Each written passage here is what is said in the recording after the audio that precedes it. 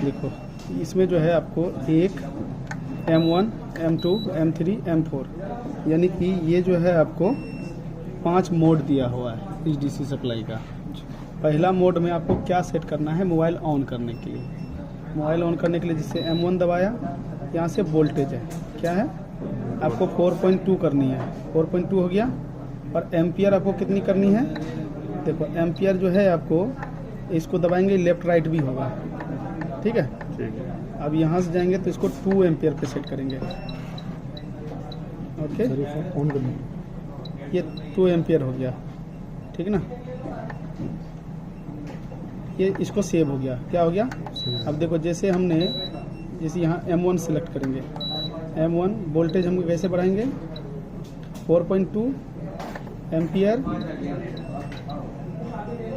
इसको लेकर के आएंगे, यहाँ से करेंगे 2, यहाँ पे इसको 0, यहाँ से इसको 0 और इसको दबा के रखेंगे, सेट हुआ। अब देखो जैसे हमने एक दबाया, बार बार मुझे सेट करने की जरूरत पड़ेगा क्या, एक दबाया फ़ोन ऑन होगा।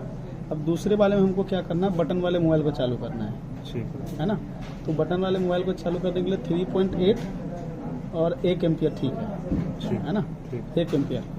तो इस पे बूस्ट भी हो जाएगा बैटरी, ऑन भी हो जाएगा मोबाइल फर्स्ट वाले पे। आजकल कुछ 5G हैंडसेट आ रहा है जिसको 3 एम्पियर पे सेट होता है, 3 एम्पियर लगता है उसको ऑन करने के लिए, है ना। तो इसको हम 5G फ़ोन के लिए बना देते हैं 3 एम्पियर के लिए। वोल्टेज तो हमारा सेट है, हमको सिर्फ क्या कर एम्पियर, देखो एम्पियर कितने हैं 2। तो मुझे इसको ऐसे प्रेस करके यहाँ तक लाना है और तो कर देना 3 और इसको ऐसे दबा के रखना है, ये सेव हो गया। 5 सेकंड दबा कर रखेंगे, हाँ। इसमें 4G ऑन होगा, इसमें 5G ऑन होगा, आईफोन भी ऑन हो जाएगा। अब हमारा M3 हम एक काम करेंगे, M3 का जो है हम अलग वोल्टेज एम्पियर रखेंगे। जैसे कि बटन वाले के लिए 3.8 रख देते हैं, 1 एम्पियर रख देते हैं। M3 यहाँ दबाया, M3 दबाया, देखो M3 दबा करके आपको वोल्टेज घटा करके करनी है 3.8 और एम्पियर करनी है 1 एम्पियर, 1.5 एम्पियर भी ठीक है। तो हम M3 को ऐसे दबा कर रखेंगे, ये सेट हो गया।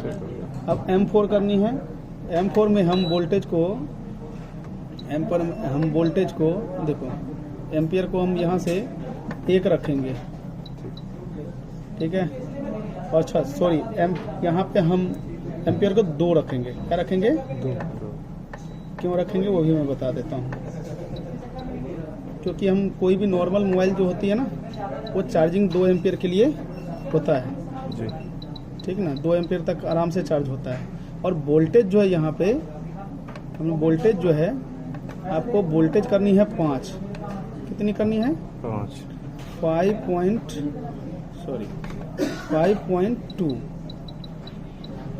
5.2 वोल्ट हो गया। अब इसको यहाँ पे दबा करके कर देंगे सेव, ओके।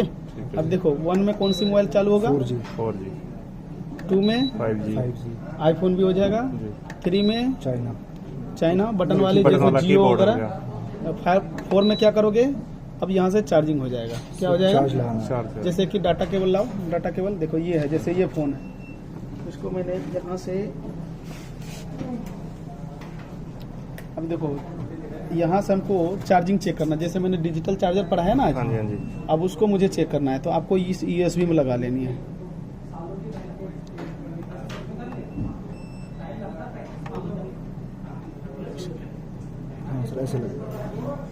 देखो चार्ज होने लगा, कितना मिली करंट अभी ले रहा है ये मोबाइल, 900 मिली करंट, यानी कि 1000 मिली करंट का 1 एम्पियर होता है, समथिंग 1 एम्पियर से अभी चार्ज हो रहा है हमारा मोबाइल। जो हम स्लो नहीं, मतलब कि फुल होने वाला होगा ये, अच्छा 27 है, तो अभी इतना करंट ले रहा है। हमने तो 2 एम्पियर इसमें लोड डाल के रखा हुआ है, यानी कि 2 एम्पियर तक ये चार्ज अभी ले सकता है। इस मोबाइल में अभी जितना जान होगा उतना ही खींचेगा डाटा केबल के अकॉर्डिंग।